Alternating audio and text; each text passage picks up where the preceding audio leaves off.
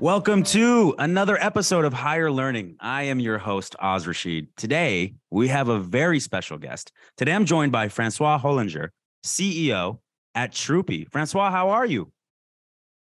I'm pretty fine. What about you? I'm doing great. It is, I know it's a little bit later, obviously, in France. It's a beautiful Florida morning here on a Monday. And I love work. So I couldn't be more excited about being here and talking with you. I want to start here because we have a lot of listeners, but they're mostly here in the US. And you've spent the majority of your career working on different places throughout Europe. I believe you told me Germany. Obviously, you've been in France for quite a bit of time.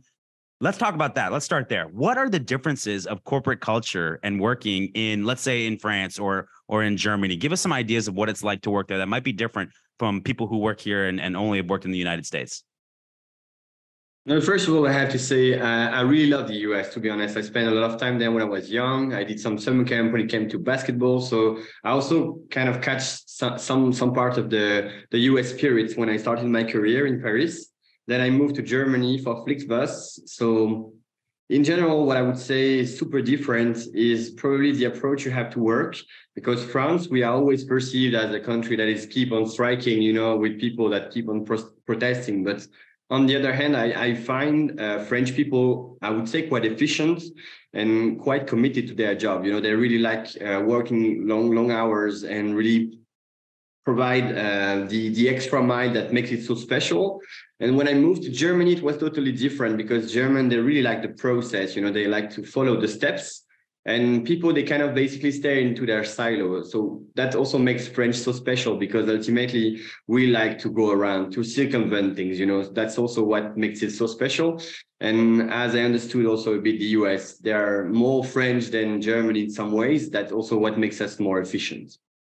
I love that. I love that. And you're absolutely right. I'm actually half German, and that process aspect, I think it's genetic in the blood, because that's definitely a big part of my identity and who I am as a professional. And I'm coming to visit France in the summer with my family. So I'm very excited for that trip. Hopefully we can meet up in person and maybe have, I don't want to generalize here, but a baguette, maybe some coffee. We'll sit down, have a good time. Very much looking forward to it. So listen, you are the first person I've had on working for a French national company. You are working with Troopy, and this is a company that I'm super fascinated about. So I want to know what drew you to Troopy. Can you tell us a little bit about Troopy? And let's talk a little bit about the core values of the company, because obviously anytime you join somewhere, it's important that it aligns with your core values. So I'm interested to know, tell us about Troopy, but also what drew you to the company. Well, that's actually a really good question, because, when you construct your career, first years, you try to really develop yourself, get some big titles on the resume. And then at some point, you're just looking straight into the company and say, okay, what can you bring me more? And I was at that time at Flixbus, where unfortunately COVID hit. So I was, okay, which going to be the new challenge? And then my president, Axel, called me to say, okay, there is an opportunity, because Troopy was a small startup at that time. It was a small startup. We were doing a moped company, sharing moped, having around 300 there in Paris, which is relatively small at that time. And he was like, yeah, okay, we have a big deal with Yamaha, these motorcycle producers. We're going to scale from 300 to 3,000, and we need this guy who's going to drive the change, the scale, okay? And I think that's what really fascinated me the most, is like, yeah, okay, you come for an industrial project, because that's what it's all about, but it's also about, you can basically draw a new picture with the new values in there, because if you take over such a company, then it's going to scale to 100, 200, 300 employees, and you can basically decide what you want to convey as key values. And when you ask about the values, what matter to me the most is that two things probably is enable people to really construct a career in a fast growing organization. It's not just only about, you can become CEO. It's more about, you can develop fast if you provide a lot of effort, but in a safe environment, I would say. And the second part would be inclusivity, because I come from mobility, and mobility is paradoxically one of the less inclusive environment. When it comes to you're in a wheelchair or you're women in a bus, you don't always feel safe. And that's something I want to tackle anyway. And being the boss of the company, it actually enables you to do it. Yeah, I'm going to dive into that more because I'm very interested in that. But I want to ask you something because I have you here. I'm curious. Our company is going through, we've been around for about 12 years. Obviously, we're a startup. We've moved on and become more mature as a business. And now we're getting into the point where we're trying to do some very dramatic scaling. obviously that's a big reason what drew you to Troopy, is being part of something that was going to grow exponentially like that. Do you have any type of like first principles or anything around, what got you here won't get you there, right? There's certain things you do as a startup founder and as a startup environment that's very different than if you want to take it to 3,000, 300,000, like you talked about. Do you have any principles that come to mind when you think about what the differences are between a startup and a company that you're trying to blitz scale? I could quote two already. The first one is what you do when you're 5, please never do it when you are 500. It means you handcraft stuff when you are 5 and you deep dive into specific topic, especially when you're the boss of the company. And that's something you cannot allow yourself to do it anymore. So at some point when you are 5, everything is an exception. But when it's 500, as I mentioned, it should be processed. So you really need to be sure that you streamline everything. And even if the first clients, they don't get it, we have an example quite clear. We are working with a unique franchise model. It means we call dealerships, Yamaha dealerships, and we say, okay, do you want to operate in your city with our scooters? Okay. But if I want to streamline this process, and there are around 2,000 dealerships in Europe, it's not small, it's really big. So I need to be sure that the first one I get and the last one I get, I put exactly the same process and the same rules, So that's where it makes it hard, because if you are the boss of the company, you're like, yeah, okay, the first one, I need to be sure it's really extra special for them. But ultimately, you really need to apply the same rules. And the second one, which I think is the hardest, is that you want to scale fast. You have a huge velocity in the company. But the only thing that cannot be made with velocity is the maturity of the people in there. Because even if I give you a super huge title, you don't grow as a human being as fast as the company grows. So you make mistake, and you need to allow your people to make mistake, basically. I love that. I'm taking notes here. That is such good stuff. I really love the idea of kind of the franchise concept and taking that mindset into growing the company. And to your point, everything is exception based when you've got 3, 4, 5 employees, right? But once you get to a certain level, you have to build in that standardization, that process to really grow. So, and I love that. I love the comment on sometimes the people don't develop as fast as the company does. And so that's a really key thing from a learning and development perspective, and also hiring the right people who have that type of learning agility and that ability to reach more faster than maybe your typical employee. That's amazing stuff. So let's talk a little bit about Troopy. I know you've talked about a special emphasis on vulnerable groups. And to your point, that's not something that you see a lot of in mobility in general. Why does the company feel it's important to reach these groups? Why is that something that you're doing where other companies in mobility haven't necessarily made that a priority? I think it comes from, first of all, the history of mobility, because you're from the US, so everything was born there, San Francisco, New York, around like 10 to 15 years ago. And probably that was never the huge emphasis, the huge focus on, which I can understand, because you need to first provide mobility, whatever happens. But then if you refine the idea, of course, you need to include vulnerable people, because at some point, there is a discrepancy between what your user expect and what the cities expect, because part of your clientele, it comes from the city. If you partner with New York City or with Paris, they are institutions, they are politics, so they also need you to involve those people who were never involved in the whole process, and that comes from, as I mentioned, people who have disabilities, but also for senior people. Have you ever seen senior people on a Lime or on a e-moped? That's not so often. So that's probably the reflection we had very, very early when we restarted Troopy, when I arrived, saying, okay, if we start from scratch or almost, let's start by doing that right away, right? I love that. That's really good stuff. So let's take this to another level, because I can see how passionate you are about this space. And you and I had talked in our pre-call a little bit about gender equality. That's an area that I'm very passionate about myself. I'm interested, again, let's look at a little bit of the differences of US and France and French-based companies. What does France do maybe differently in terms of gender equality, either positive or negative, that's different than the US or other industrialized companies? Is this a special emphasis in France? What do you see in terms of females being empowered to rise up into leadership roles and make that type of impact? So I'm working at the European Commission for that, on a special task force when it comes to gender equality in transportation and mobility. So to give you a broad overview of Europe also, because that probably brings you more clarity.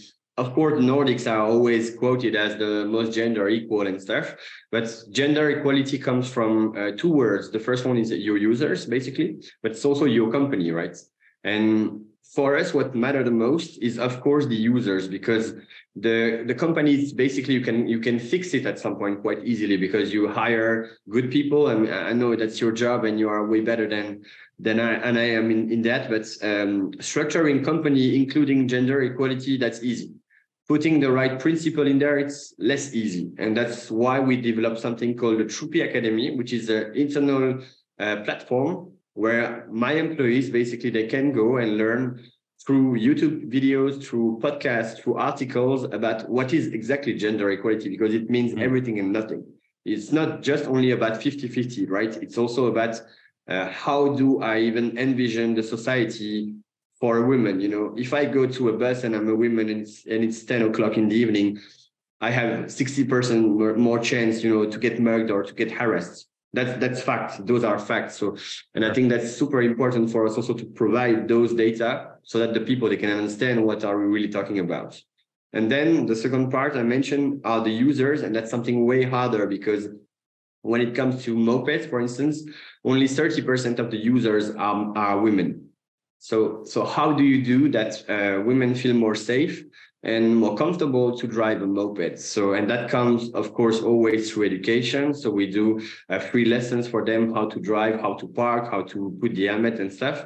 But ultimately, it's also about the society, you know, not that they don't finger point women when they drive, for instance.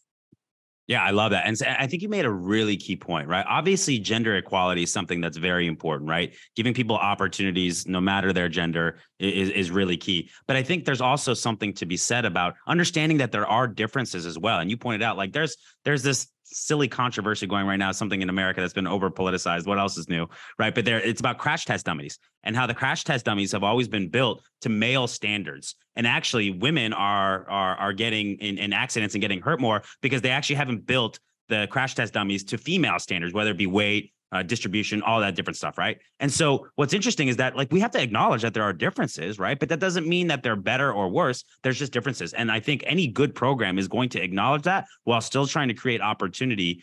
Historically, that's not been great, but obviously for go forward. And I think that's a really key thing that you point out. I really love that. Anything you want to add to that? That's actually funny because I did recently a conference about that, and the crash test dummy is always something you showcase. You know, the first story was in the 70s when they started this crash test dummy. The proportional size was 1.5, you know, and for 50 kilo, while women, obviously now it's not this size anymore. But I think when you look at it from a different perspective, yes, of course, it's not good. Yes, it's going to be better. But we are talking about 50 years in the humankind, you know, and when we look at that, in 200 years, probably it's going to be just a short amount of time. So I think we also need to kind of take a deep breath about that. Great perspective on your part. All right, listen, our podcast is about hiring. I know you gave me a compliment earlier, but listen, you obviously don't get to the position you're in without being really great at hiring. And so we want to dive in a little bit and learn about some of your philosophies and favorite questions, things like that. So let's start there. In terms of people that you want to bring into Troopy, do you have an overall hiring philosophy, whether it be for your own direct team or just anybody at large that comes into the organization? I think I have two major principles. The first one is if you are a good leader, which I hopefully am, I think you always bring with you people from other companies, right? If you really structure and people like you, like your style, then they come with you from company to company. That's probably the first thing. And that also makes you evolve as a leader. Because as a leader, you're like a soccer coach, right? You're just if the team gets good results, it's not only thanks to you, it's thanks to their work on the ground, on the field. So that's probably how I would perceive it. And the second rule I have is always bet on 4 people that are surrounding you. And those people need to bet on the next 4 people. Because I think what matters the most for me is, of course, the resume. And you know it better than I do. The resume is crucial, but probably the values and their capacity to understand what you are asking from them.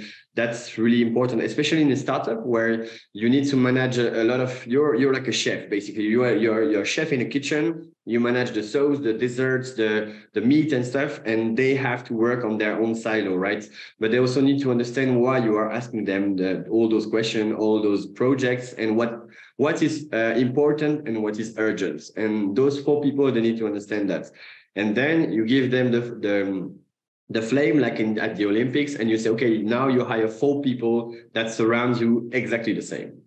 Yeah, I love that. I think that's great. And listen, one of the greatest predicators of somebody's future success in a role or opportunities, if you've worked with them before, if you as a leader know their style, if you know their approach, and that you can somewhat recreate the environment where you've had success together in the past, that's going to, it's not 100%, but that's a great predicator. And then to your point about football, right? We can talk about the PSG coach all we want, but at the end of the day, it comes down to Neymar and Messi and Mbappe and all those great players on the field. And he's got to empower them to be able to do what they do great. So I think that is really, really good advice. If you have a favorite question that comes to mind, is there something when you're talking and you're interviewing, is there a question that you repeatedly ask that you think really gets to the heart of what you're looking for? I think there are two types of questions I like. The first one is back to my background in consulting, is like, how do you solve such an issue? And for instance, we always have this super tough question about, okay, there is this huge problem at the company and I'm not there, you know, how do you do that? How do you manage to solve this issue? Example, somebody got a huge accident on a moped, which unfortunately can happen. How do you manage, and what's your takeaway on that? So probably how you process problem is basically problem solving, right? That's definitely your consulting experience, because all the situational questions I've heard from consultants, like, you know, whether it be how many golf balls can you fit into a bus, or what happens, how many pizzas can be ordered in Florida? Like, everybody I know who comes from a consulting background, those situational questions, they show you how people think. So I think that's really good. Go ahead. You had another one?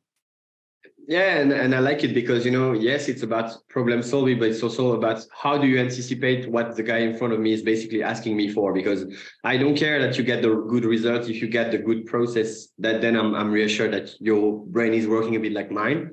And on the other hand, is those prospective questions. Basically, if I give you a magic wand, where would you be in 5 years? You know, It's not about which job, because I'm fine if the guys or the girls say, okay, in 5 years, I'm on the beach in Bali. That's fine. Just, okay, how can I help you constructing that for the next 5 years?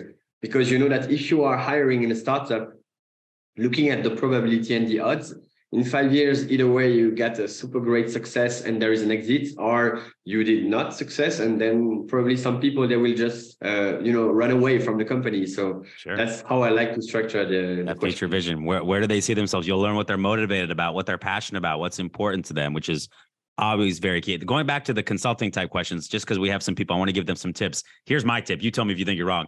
When you get a question like that, ask more questions, right? Because number one, you want to, there's going to be more details that you need to know to be able to really target that answer. It'll also give you time to process and come up with your approach and get back. Because that's what whenever somebody asks me those types of questions, the first thing I think of is, all right, I got 10 more questions I got to ask you now to be able to get where you want to go. So I think that's good advice. Hopefully you agree, Francois. I don't know. Are you good with that? If you ask me that question, I started asking you more questions, you'd be good with that? I think that's fine. All right. I'm getting hired at Troopy, Jackie. Sorry. Yes. And do the podcast next week. If I ask you for a memorable interview experience, whether you were interviewing somebody or you were interviewing, good, bad, you don't have to name names, but what comes to mind when I ask you about that? I mean, interviews, plenty of them were quite, not saying normal, because especially at Troopy, I have this thing. Either way, I have a job desk and I don't have any favorites. So I just go through the process. But there are people I basically want for those jobs. So I try to find them. It can be around a beer, or it can be in the middle of a conference I just did. And then I was like, by the end of the discussion, then join Troopy. And then the day after, the guy was here, you know. So that's probably what I really like, because ultimately that also shows that if you are clear to the job desk in your head, and that's probably I'm reverting a bit the question, but what's really important when you want to hire is like you need to be clear on what your company needs and what you as a leader need, because otherwise, if you give unclarity or uncertainty, then you lose candidates in the end, because they're just like, yeah, okay, those guys, they don't know what they want, you know. So that's probably on my end. But when it comes to the interview I've been through in my whole life, the funniest one was with my former boss at Flixbus, so one of the 3 founder. And after 5 minutes, he was like, you know what, my kid was sick the whole evening, so I'm super tired. Why don't we discuss about something on your resume? And then he saw that I was in consulting, in a specific consulting. And he was like, oh, but you know that the guy who founding the company was my PhD professor and stuff. And that was really funny, because ultimately for 15 minutes, we didn't discuss about the job at all. But by the end of the interview, he was like, yeah, it's not because we didn't discuss about the job that I don't know that you don't have the right quality for that. So I also appreciate that. Wow, that's really awesome. And listen, you said something interesting that I wish all hiring managers do. I know a lot of founders look at it this way and a lot of CEOs look at it this way, and everybody who's hiring should be. Here at MSH, whenever I meet somebody, right, we look at it as like there's a 360-degree relationship of possibilities, right? You can be an employee at MSH. You can be a candidate with MSH. You can be a customer of MSH, right? And a lot of times it's about identifying what is that best fit at that time. And so to your point, some of the people that we've hired, I've met at coffee shops, I've met at conferences, because my thought process is anytime I meet somebody, and maybe it's because I've got a recruiting mindset at all times, there's an opportunity that this could be somebody that could really impact your business in a really positive way. Now, 98% of the time, that's not usually the case. But if I always go in with that mantra of wanting to learn and having authentic curiosity about other people, you might be surprised at how many people are in front of you that could be somebody that really changes the game for you from your organization, especially when you focus as much on behavioral interviewing as we do here, because having skills and expertise is important. There's no question about that. But I always am going to look to hire for the attitude is the number one thing, because I think aptitude in a lot of cases can be trained depending on the position and things like that. You agree? I definitely agree. And also jumping on that, when you are representative of your own company, whereas it's you or I think it's really important because we always say we are our best salesman, basically. If I go to a conference, on a train or whatever, whenever it comes to speaking about my company, I try to be the most convincing person, but I also try to revert the impression to the people in front of me that I'm really interested in them, in their stories, and why not create something together. So I really like what you just said. Yeah, I think that's an important aspect. Now, listen, if I've had a couple beers and I'm watching a football game or a basketball game, then it might not be my best branding at that point. But any other time you find me, I'm probably going to be ready to go. It's important for you to be able to build a candidate experience through your interview process that gives a little bit of an understanding of a realistic job preview of what it's like to work at Troopy, work for you. Is there anything in particular? I know you mentioned that interviewing, it can be in different settings and different moments and different times, but is there anything in particular you do in the interview process to create a unique candidate experience or give people an understanding of what it's like to work at your company? I think what I really like is those informal moments, because we do 4 hours interview with 3 people, and then we have the last interview with my president.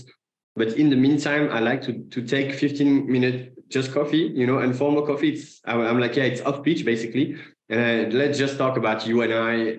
What do you want to tell me more? Because it's really hard to get this extra special moments with the candidates. And I think they buy me, in the end. If they join the company, they have to buy me in, because if they're like, yeah, okay, the guy, I don't like him, or I don't feel him, then it's not going to be a good match, because startup means high pressure, really not so much time with me, but time needs to be efficient. And if it needs to be efficient, there is need to be trust, in between. So those 15-minute coffee break, I really like them.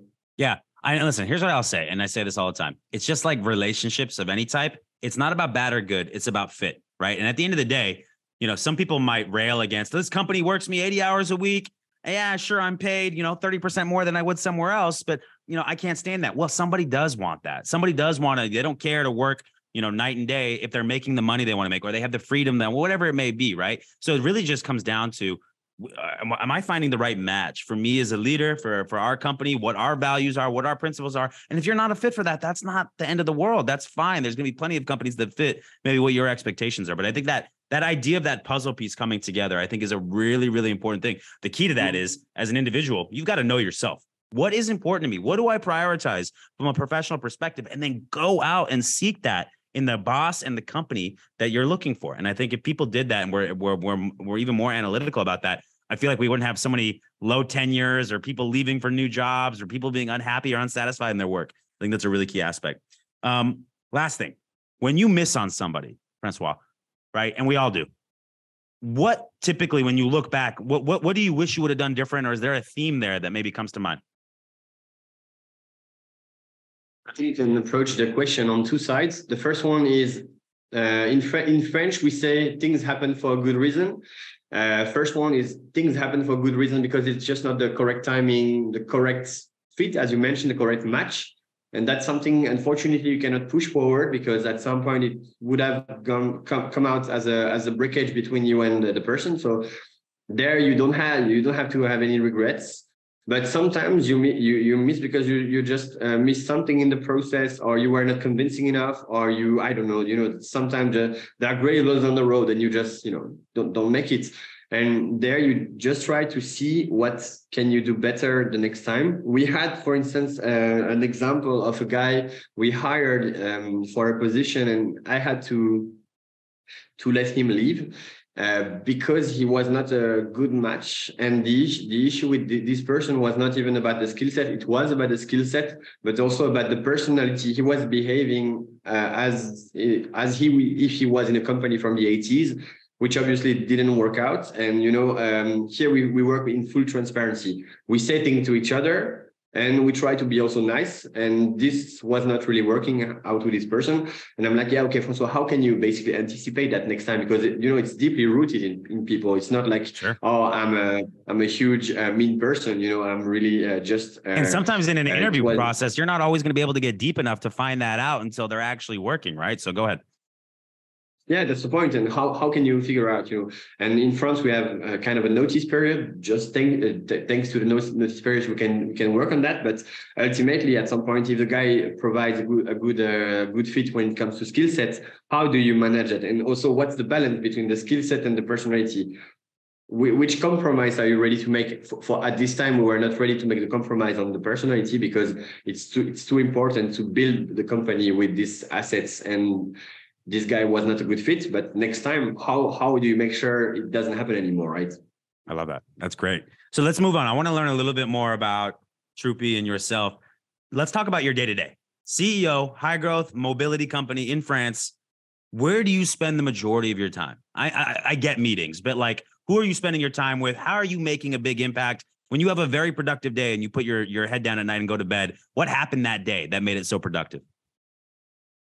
That's a funny question because as I say, the life I have is like you're like in a washing machine. Basically, you start at 8, end up at I don't know which hour, but not any day is definitely the same because you spend a lot of time with investor pitching, preparing, fine tuning the numbers. Definitely, you also spend a lot of time with medias, in conferences, and also to advertise in the company, meet new people, be sure that you are correctly represented, especially for Troopy, because Troopy was an unknown brand before. And I had to steroid a bit the company quite fast to make sure that we, from a really small company, will become a European leader quite fast. So that's also what you promise to the investors. And of course, at some point, I have to work on my own project because I have my own projects, and that requires a lot of time. So probably it's a good mixture between the three of them. And of course, in the meantime, you have a lunch with an investor, journalist, or sometimes people from my company if we have specific one-on-ones there. So that's basically the overarching view of my calendar. Always on the move. I love that. I love the washing machine analogy. Is there something you're working on at the company or even outside of the company right now that you're really juiced about, something you're very excited about that you want to share with us? Yeah, definitely. So my role is also to bring new tea in the company, and we are bringing charging stations into the idea of Troopy, because Troopy, as I mentioned, will develop into franchise. And one of the roles of the franchise is also to provide a new mobility system in a smaller city. Let's say if you know Europe a bit, you're going to come to France in June, so you see that there is Paris, huge city, but of course there are also other cities in France that want to develop and they want to have a better offer when it comes to mobility. So we provide them with scooters, but we are also looking into charging station for electric vehicles, whereas it's 4-wheelers or 2-wheelers. And that's something we are looking into because it's still a kind of an untapped market, So and we see that as an opportunity for Troopy. I love that. Exciting space to be in right now. There's a lot of opportunity. I want to read a LinkedIn post that you had, and it goes back to the vulnerability that we talked about earlier, but I want to know kind of your thoughts around why you posted this and why this was an area of particular interest for you. Including the most vulnerable ones, acting for climate, be a society. These are the engagements we take with Intermobility Network all over Europe with each of the leaders that accepted to join us. As King Arthur once said, you can doubt about everything, but the necessity to fight for the most vulnerable ones, including disabilities and micromobility, enhancing security and transportation, tracking and improving gender equality and gender acceptance in our companies. Now, this has been a theme. I'm interested. This was something that obviously resonated with you. I love the King Arthur quote. Tell us a little bit about what you were thinking when you posted this and what came about. It's always a bit tricky to pose that because you never know how your audience will respond to that, because it's really intimate. You know, it's not about, oh yeah, Troopy achieved X thousand rides. That's 2 thumbs up, definitely. But when it comes to those topics that are society topics, in the end, you want to convey also who you are deeply. And this intermobility network we created, we basically gathered CEOs, association, institution in Europe, and we created a free network and just say, okay, if you want to work with us, just come to the Slack group, the WhatsApp group, and we meet. And we try to work on those projects. You know, we are launching a shared report for next year. We'll just say, okay, that this is where inequalities are, and that's how we're going to tackle them. And why do I think it's super important and also a bit more intimate? It's because that's something you want to convey that doesn't bring any profitability to your company. Ultimately, it doesn't bring any revenue added to your company. But it's also something, if you don't do it as you are CEO of the company, who's going to do it, you know? And that's probably the idea I want to say. And that's why I love the King Arthur quote, because as part as you have responsibility of power, and you can have an impact, right? And that's probably why we are discussing today. Also, it's how you can have an impact on hiring, because of course, but also as a leader. And probably that's something you want to transmit to the people you hire. Yeah, 100%. I mean, as much as it's, when you go on LinkedIn, obviously you want to talk about company success and things like that. It's important to set the bar for who you are and who you want to be as a company and what's important to you and what your values are. And like you mentioned, with great power comes great responsibility. So those words matter, right? To the people that work in your company, to the people that are potential customers. So I applaud you for that. I love that King Arthur quote. I'm definitely going to use that. So we're going to wrap up here, Francois. I want to know, what's one bit of a career advice you'd offer to somebody early in their career that maybe you didn't know when you started your career, but that you know now?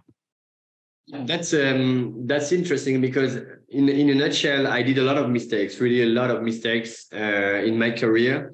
But the only thing I understood too late probably is that you never compromise with who you are, you know. And I only discovered quite late that I was entrepreneur. I want to create, I want to develop people, I want to develop projects. And probably the only piece of advice is never compromise on who you are. If you're not this data-driven guy that goes to consulting, then go somewhere else, because there you will have impact, you know. That's incredible advice. I really enjoyed the episode, Francois. Thank you so much for joining us.